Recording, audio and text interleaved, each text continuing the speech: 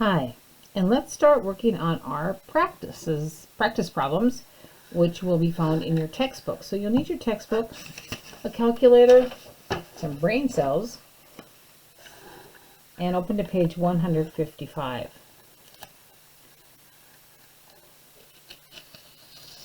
On page 155, you will find your motion equations. These are a review from previous work that we've done. And we were always going to make the assumption that acceleration is constant. We're not going to be speeding up, slowing down. When we drop things, gravity pretty much works, so it's a constant acceleration. So this is how you find average acceleration. You take the difference in the velocities over the distance of time. We probably are not going to use that one very much, but we're going to use these three again, and plus another one. If I want to find final velocity and I know initial velocity and acceleration time, I can do that. Or if I want to find initial velocity, if I know final and acceleration time, I can do that also. So this is as long as you know how to manipulate it, but if you have those variables in it, that's the equation you will use. The next one is looks quite large, like a mess of variables. But if you break it down, you know this is your final distance. This is your initial distance, and most times we're going to use 0 as our initial distance, so really this is kind of a moot point. And many times our initial velocity is 0, so this is kind of a moot point also. Many times, not always. This is your total amount of time, 1/2 AT squared. So it isn't as difficult as it looks because many times these variables are 0. The last motion equation is your final velocity squared equals your initial velocity squared plus 2a times the distance that it's traveling. Another equation that we're going to be looking at is our horizontal speed, our horizontal distance. Our final distance is equal to the velocity of it times the time plus wherever we started. Many times, again, we use our initial starting place as 0, so this becomes a moot point also. On that page, there are problem-solving strategies that will help you in solving your work.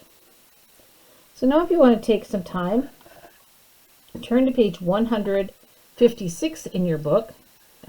Next page, actually. We're going to look at that practice problem. On the practice problem, it says you are throwing a stone. You are throwing it off of a cliff that is 78.4 meters tall. You are throwing this stone at 5 meters per second.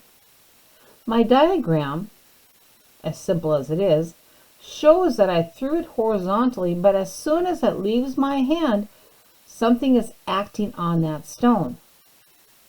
Gravity. So the gravity pulls it down in a parabolic shape, like this nice curve. The questions that are on the practice problem is how long does it take to land? So I wrote down what I know. I know that it is 78.4 meters tall. I know that I did not throw it down the cliff, I just threw it horizontally, so there is no downward. This is a down arrow. You can't see that. That downward velocity was 0. But my acceleration due to gravity was 9.8 meters per second squared. Again, do I want to have the negative on there or do I not? That's up to interpretation. As long as you know that it's going downward, and we also have to realize that whatever answer we get, time is always positive. We haven't figured out how to go back in time yet, so we're just going to keep time positive. My next goal is to say, okay, how long? That means how much time. So if I know the distance and I know the acceleration and I want to find time, I want to go back to my motion equations to figure out which one I would use. I'll go back to these equations, and I know I have distance. Well, I can't use this one because it doesn't have distance in it, but this one does, and this one does. What else do I know? Well, I don't know the final velocity. I do know the initial velocity. So I could do this, but I really don't want to find final velocity. I want to find my time. So I'm going to use this equation. In this equation, I'm starting at 0, top of the cliff. I have no velocity downward, so I'm not going to use this. So these two numbers will become 0. And what I'm left with is x sub f equals 1/2 a t sub f squared. In other words, that. I plug in my values, my distance, my acceleration, and I'm looking for my time. I math it, and I get 16 equals t squared. Therefore, t must equal 4 seconds. So it takes 4 seconds for it to drop down. That seems reasonable. It's a pretty tall cliff. How far away from the base is it? So I want to know, looking at my diagram again, if you can see that base right here, I want to know from this point to this point, how far is it? Well, that's horizontal, not vertical. So I need to use that horizontal equation, this one. The distance is equal to the velocity times the time it took. So writing that equation down, my velocity times the time it took. Well, what is that velocity? Well, the velocity happens to be that initial velocity that you threw the stone at. So this is 5 meters per second. And from our part A, we determined it took 4 seconds. So it's going to be 20 meters away. I'm sorry I didn't show that to you right here, but I took the 5 from what the velocity was that you threw it at, and the time that it took to land, which is 4 seconds. So 5 times 4 is 20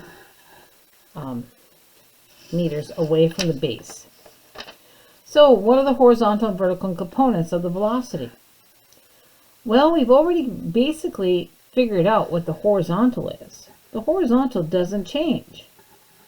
The horizontal velocity is exactly what we started with.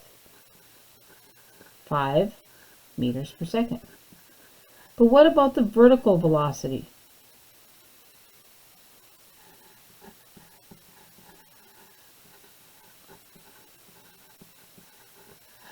So that's one going downward. So I look back on it. I want to find the final velocity. Multitude of things. Very simply, I could use either this motion equation or this one. It really doesn't matter. I'm probably going to use that first one, or even the second one. Like I said, it doesn't matter. But if I have VF equaling VI plus A delta T, I'm looking for this. Did I use any velocity to throw down the rock? No. So this is 0 plus 9.8 times the number of seconds to go down. Taking my handy dandy calculator, 9.8 times 4, 39.2 meters per second. Again, I'm sorry if I left you out in the cold there on that. I'm not watching my screen. 39.2 meters per second. So there's many things to look at when you are doing these problems. Truly understanding what the question is asking for is number one. Number two is draw your pictures. It does help. Not very, I wasn't fancy. My little stone looks more like a piece of garbage. But with that, I can write down what I have, and I can more readily find the equation that I need to use. We'll be continuing doing more of these problems as we go through this chapter.